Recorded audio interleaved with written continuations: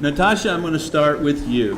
Why don't you share a little bit about your passion for being an entrepreneur and really what led you to start your business? And you know, it's a fascinating business. I've known a little bit about it, but please share about it a little bit more. Yep. So I guess maybe this is not the right way to start the entrepreneur series, but I actually didn't want to be an entrepreneur when I started. So I was working in a law firm. I was about 3 months away from going to law school. So everything that I went to my undergrad I was a legal studies major in college, and I was on a fast track. I graduated when I was 20 years old, and I was on a fast track to go to law school. And so everything kind of pointed to me becoming an attorney. And then I had this dream one night about this like social network. It was a mobile app. And when I woke up, I decided to like look it up online to see if it existed. And at the time, I was a patent specialist at a law firm. And so I thought I had access to a lot of different databases, and I looked at tech and just thought that maybe I saw the idea in like one of the applications that I was working on. I didn't see it, so the idea, because I was going to law school and all the paperwork was in, I decided to kind of hold off on doing anything with it. And then it kind of just kept gnawing at me every week. So between the time that I had that dream to going to law school, it kind of just kept bothering me. You should really work on it. So I called my best friend, and at the time, I really didn't know anything about being an entrepreneur, never planned on being an entrepreneur. And so when I was telling her the idea, it was this is my first experience with telling anyone about an idea that I wanted to work on. So I told her, let's meet at Starbucks, but let's not meet in Starbucks. Let's meet inside the car, because I'm afraid that someone might steal my idea. And so she got in the car with me, and then I drove to an empty parking lot. And then I waited, and I looked around, and I'm like, okay, so here's my idea. And she was like, oh my gosh, that's that's really great. But she was in a business program. She was going to Brazil, so she was studying economics. And so she was like, I can't not go to Brazil. And so why don't we just work on it while we're in the next few months and see what happens. And so I ended up going to law school, did that, and then my second semester, the idea just kind of took over. I was obsessed with it. So I took my scholarship money and then started building the actual idea, putting the money into the business. And so I moved out of my apartment, moved into a friend's living room. I slept on an air mattress for 3 months, in her dining room, actually. Not even a living room, her dining room. She wouldn't even let me sleep on her couch because it was too nice and stuff. So anyway, so I slept on an air mattress for 3 months and put kind of all my all into this startup. And the sacrifices paid off. So I told myself that if I found an investor for the first company, that I would drop out of law school, which again, I'm not advocating for dropping out of school. But for me, it was if I found an investor, I would drop out of law school. And within the next 3 months, I did find an investor. And so then I ended up going full on, and I've never looked back. I've been an entrepreneur since. So what is it your business actually does? My current business? Yes. Yes, so Wiser, the simple explanation is we started off building customer feedback surveys that look like games. I noticed that surveys were everywhere. After I took a flight or even eating at a restaurant, going to a hotel, surveys were on the back of the receipts, they were in my inbox, they were in the store, and I just thought, well, why are they so long? They feel like a form. And so we started building surveys to look like games and look like social media apps, basically anything that digital consumers like engaging with. And then from there, it kind of evolved, and today we build artificial intelligence to turn feedback data into operational tasks. Wow, great.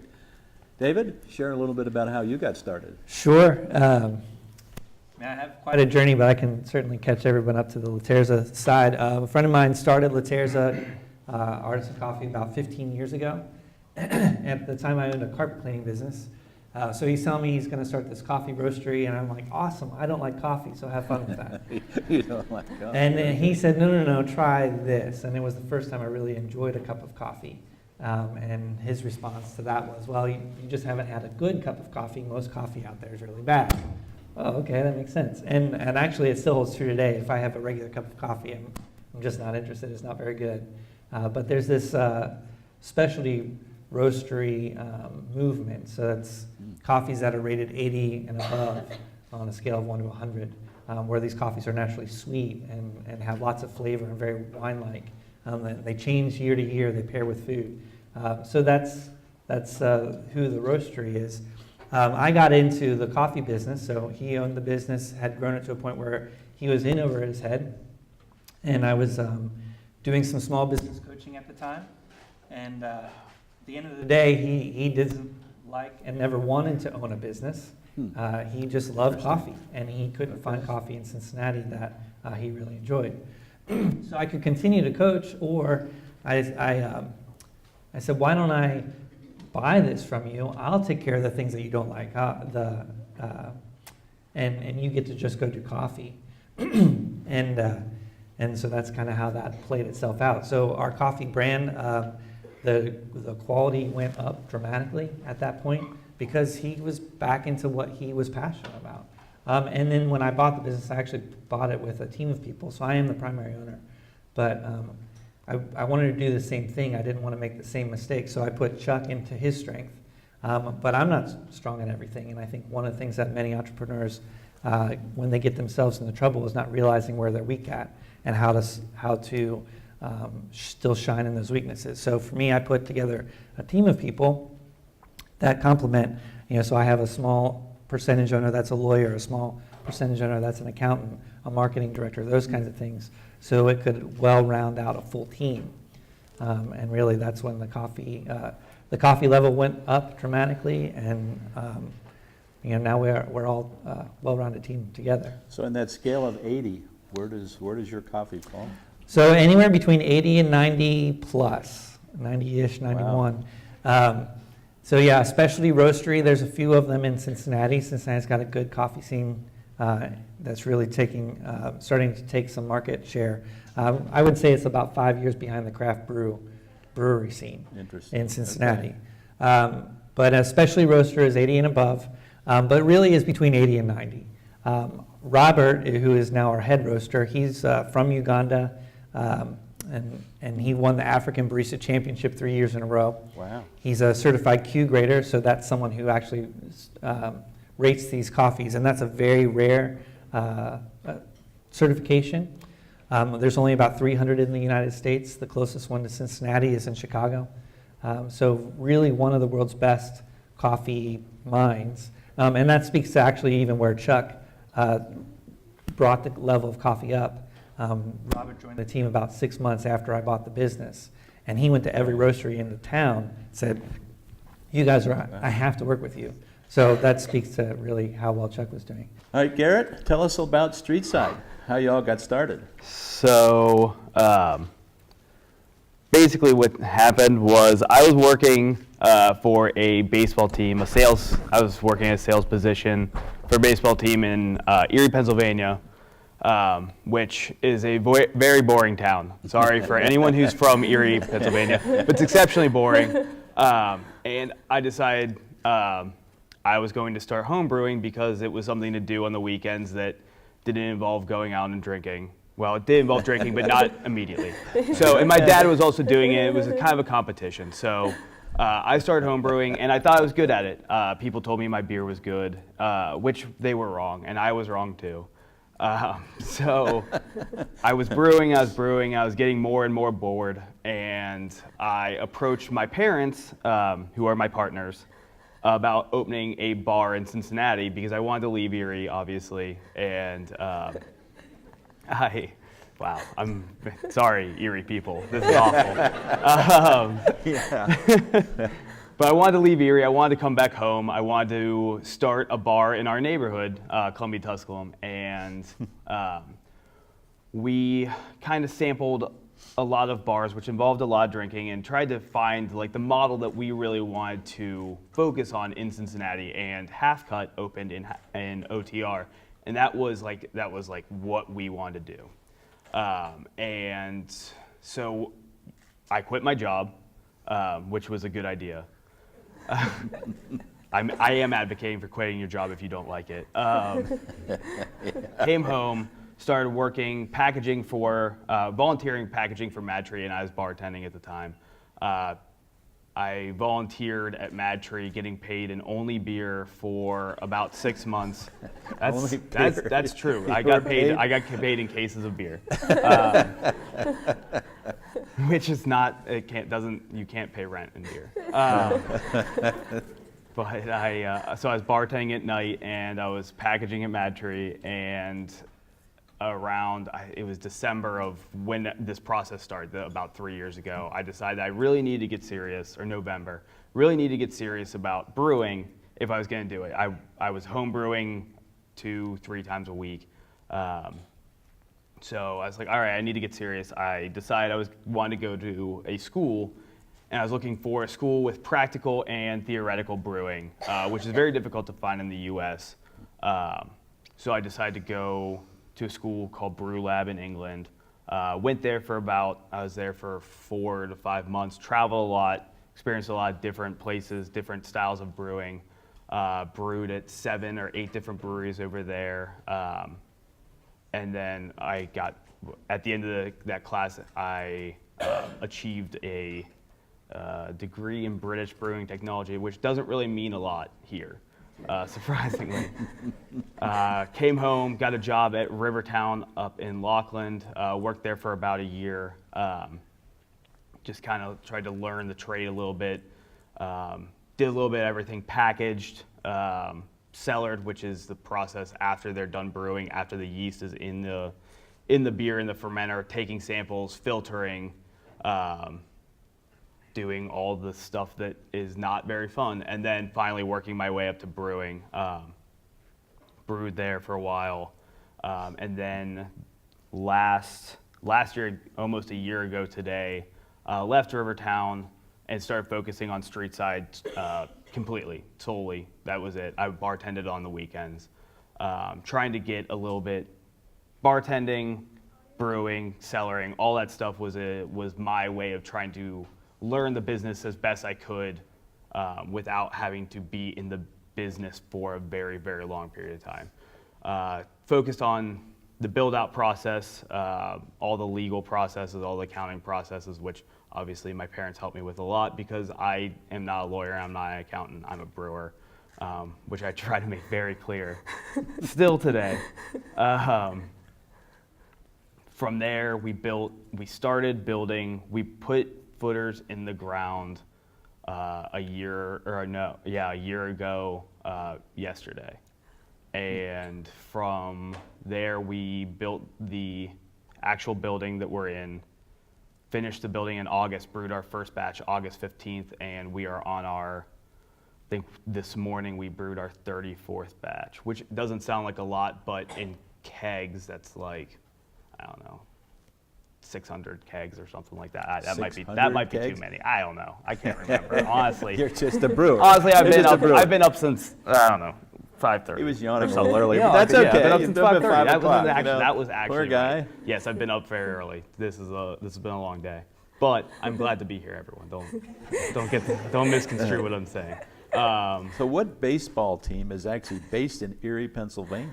It is the AA team for the Detroit Tigers, the Erie Seawolves.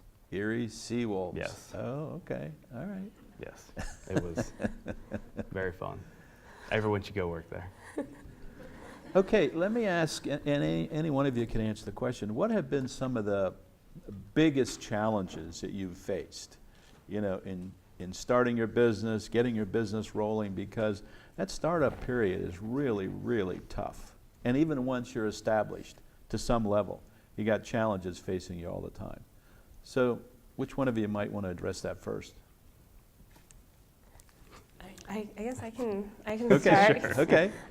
So, I mean, a lot of entrepreneurs will say that the hardest part about the startup life is really fundraising, especially if you're building a tech company. So, you're selling, and often you're selling an idea before you have anything at all. I was a little fortunate because I have a tech background, so I studied computer science while I was at Berkeley.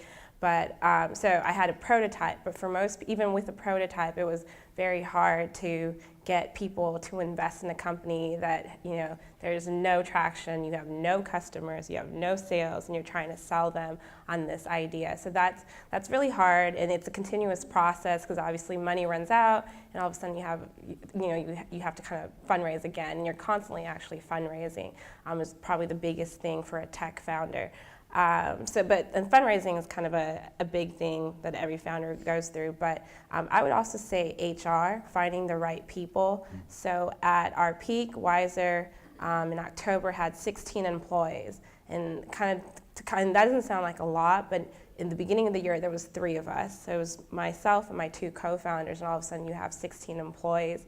And it was really just like, you know, we were on a hiring bench because we had a lot of deadlines and a lot of milestones, and so we were just anybody that had a great resume and seemed like they had a great experience. Like I was hiring people from Amazon that we definitely couldn't afford, and like all of these people thinking that they were going to bring all this expertise, and then when you realize that they're not, you know, they didn't add a lot of value, and you have to let them go, and then figuring out a way to let them go is also hard. Like I like to think that I'm very nice, and having those hard conversations I just didn't like having. So every day or every week, even though I knew I had to let people go, I just told myself, oh, well, maybe they'll get better, and maybe eventually this will turn around and stuff. And then I would like, you know, do things like tell myself that, oh, maybe it's a training issue that I didn't do, and that. In the long run, it actually costs the company a lot, because now you're paying for salaries that, you know, for people that aren't really doing their job. And so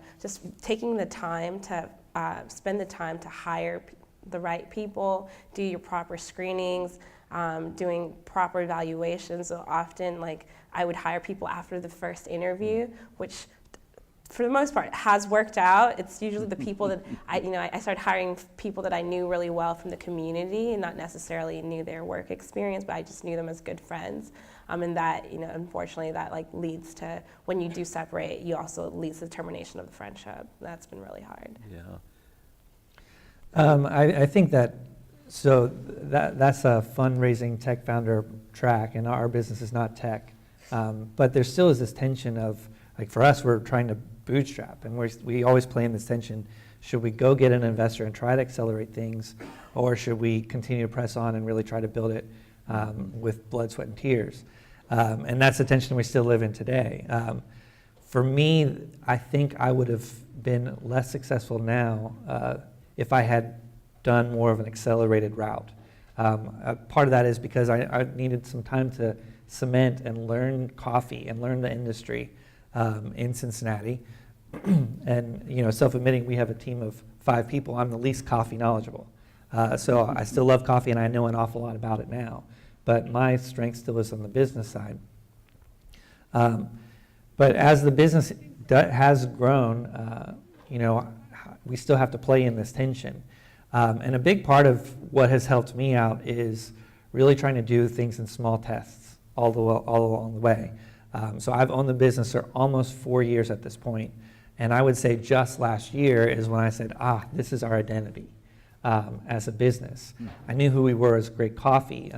Coffee was one of the best, and I had no problem with that part, but in terms of who the brand was, who we were, who was our customer, you know, there were just so many small tests along the way, and all of those added up to what our identity is now, and now I can say, okay, let's go big. And we're just at the beginning process of a rebranding and a new logo. A lot of things that small startups love to do. Like, it's fun to put package design together. It's fun to talk about what your product is. Really, I think for us, it was holding off as long as we could on that and really getting our identity to become clear. Now I can go and put that money and time and energy into creating that and plan to go big. That's great. Garrett, what's your thought on that? So I would say our major 2 were the pre-start phase and the in the business phase. Before, the legalities of building a building and starting a business and so starting a business that produces alcohol is a very legal-heavy proposition, and that was definitely one of the hardest things was getting through the licensing and the licensing. If you plan on starting a brewery, if anyone plans on starting a brewery, just start now. Just put it in your name right now because it takes forever. The other thing would be right now our biggest issue would be growth versus staying the same size and trying to maintain things the way they are versus growing enormously. I have no doubt that we could grow enormously. We could hire a bunch of salespeople and we could sell a bunch of beer, but I don't know if that's exactly what we want to do. We like how we're doing it right now with the vast majority of people experiencing our beer in the tap room. What kind of market research did you do, particularly you? You know, because microbreweries seem to be, they're popping up all over the place. I don't know so much in Cincinnati. Maybe they are. I mean, obviously they are. In other parts of the country, they're everywhere. Mm-hmm. So what kind of marketing research did you do to determine that, hey, there's an opportunity here? You know, we can differentiate ourselves significantly from our competition and succeed. A lot of the impetus for this came from cities like Portland or Denver or St. Pete's, where there's a brewery on every corner, and every neighborhood has its own brewery, which is what we're really going for. We want to be the neighborhood brewery. It's not about taking over the world. It's about being the place where people go after work in our neighborhood, and that's really what's most important to us. Every brewery preaches community. That's really what we want to be. You know, how important, because I've been teaching entrepreneurship for quite a few years, and I've been in that environment for a good part of my life. How important is planning up front to really get a business started? And I'm talking about, you know, there's pro and cons about really putting together a business plan. And all my students that are here from my entrepreneurship class, they're putting together a business plan. They don't necessarily like it, but it puts them through a process, you know, a thinking process that otherwise they might not experience unless they actually do start a business. So how important was the planning process to the three of you? Natasha, you want to address that one? Yeah, so you know, I actually had a really in-depth conversation with a couple of other founders not too long ago about planning, and someone said something so profound. They said, you know, in our space, you can't plan because we're innovators, and innovators don't plan because things change every week, trends change, and if the smartphone, if Apple releases a new iPhone in a couple of months that has new features, some of the things that you do now might no longer be relevant, and you just have to be really agile to respond to trends. And I thought that was interesting, but I'm a planner and I'm an organizer, and so, you know, like that whole thought kind of like had me going. But I do think that planning at least helps you think about things in terms of and kind of, you know, having different scenarios should things change, and at least having somewhere to focus on. Because one of the biggest things that I think startup founders lack is focus.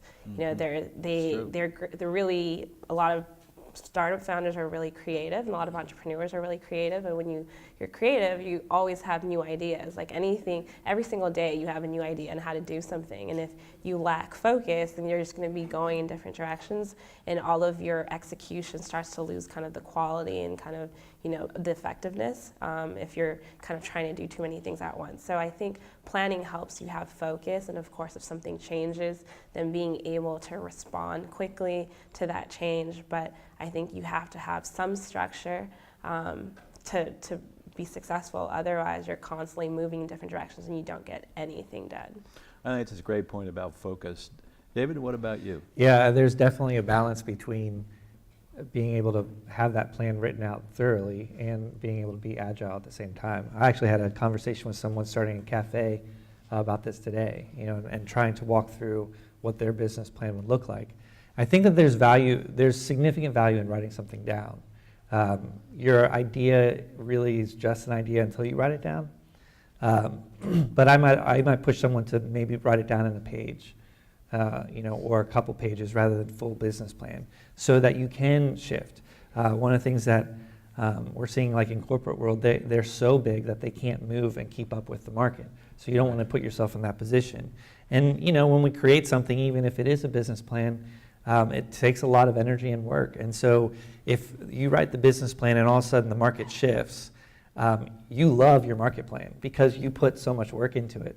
So it's harder to let go and move. Yeah, that's a great point. So I think that it's a difficult balance. And again, it goes back to but you got to know where to point the ship. I would say for us as La Terza, there are 3 pretty big initiatives that we could go. And I know that the ship is going in that general direction. But I've written out a basic plan of what it would look like if these things play themselves out. But right now I'm also more working on the focus of who we are at this point and letting our growth dictate which one of the 3 directions we might move in. So it really is trying to find that balance. Well, I think we've had a great evening. These 3 are just unbelievably great entrepreneurs who I think have given us some great insight